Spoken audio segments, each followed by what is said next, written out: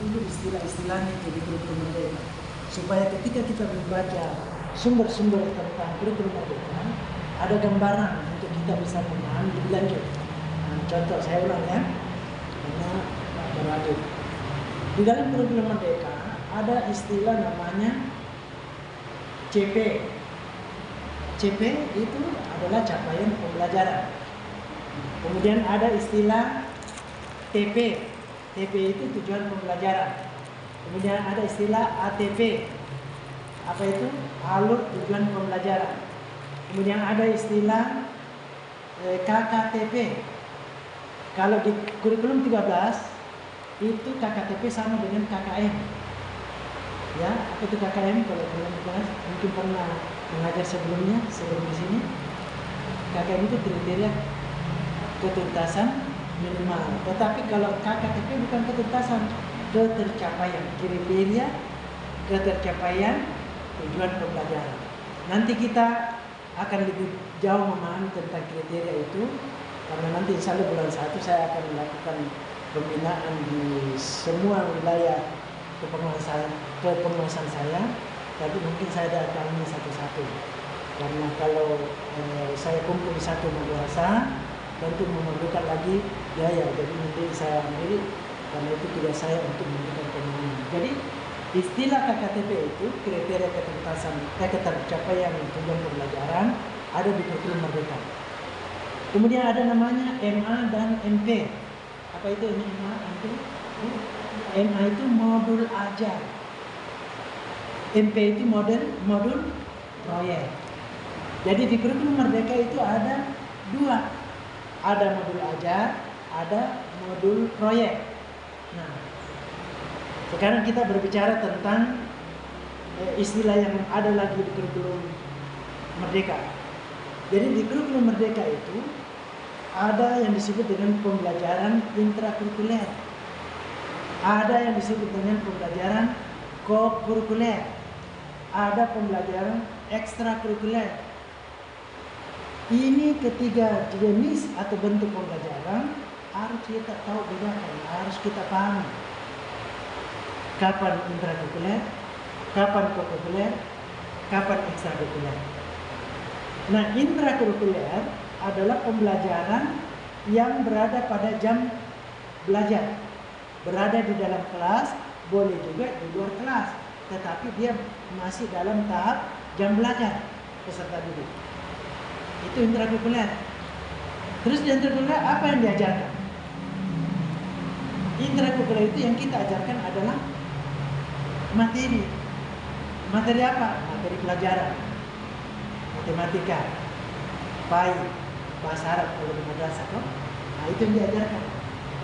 Nah, kalau bentuk yang kedua, pembelajaran kokurikuler.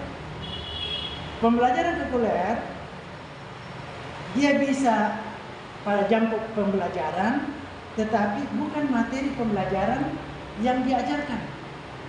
Tetapi boleh jadi ada kaitannya dengan materi yang kita ajarkan di kelas. Itu kokurikuler. Seperti apa itu? Nah, inilah yang membedakan dengan kurikulum sebelumnya. Kurikulum Merdeka, kurikulum 13. Kalau di kurikulum Merdeka, di pembelajaran kokurikuler yang kita lakukan adalah proyek. Ada dua istilahnya, proyek P5 dan P2RA. Apa itu P5 dan P2RA? Kemarin sosialisasi. P5 itu adalah proyek penguatan profil pelajar Pancasila. Sedangkan P2RA profil pelajar rahmatan alamin. Kalau di SD, karena dia di bawah naungan dinas pendidikan, cuma P5 saja.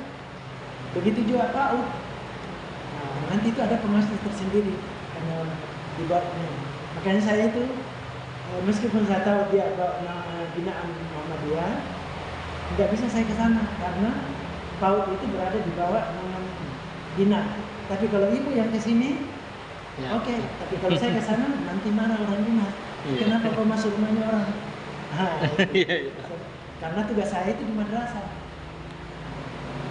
Nah, jadi di kokurikuler itu yang kita lakukan adalah itu P5 dan P2RA. Sementara di ekstrakurikuler itu adalah pengembangan bakat dan minat peserta didik kita yang ada di madrasah. Kegiatan apa saja itu? Kegiatan yang dilakukan di luar jam itu ekstrakurikuler. Seperti apa pramuka, kegiatan keagamaan dan sebagainya. Nah sekarang saya bertanya, di intrakurikuler Bapak Ibu sudah paham kan?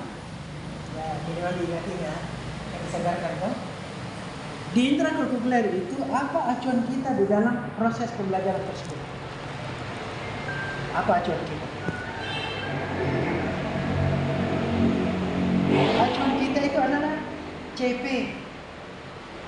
Kalau dulu K13 KDA atau silabus. Ya. Intrakurikuler. Kenapa? Karena di intrakurikuler ini yang kita ajarkan adalah materi pelajaran.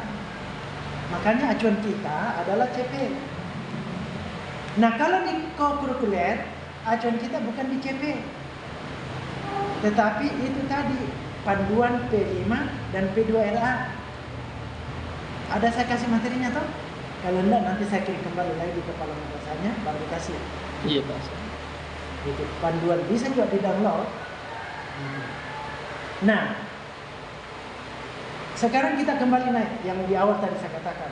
Ada CP, ada TP, ada ATP, ada KKTP, ada modul ajar dan ada modul proyek. Baik.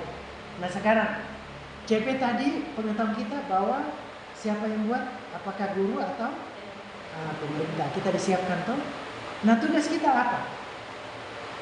Tugas kita guru ini menganalisis CP yang ada, baik CP yang pelajaran umum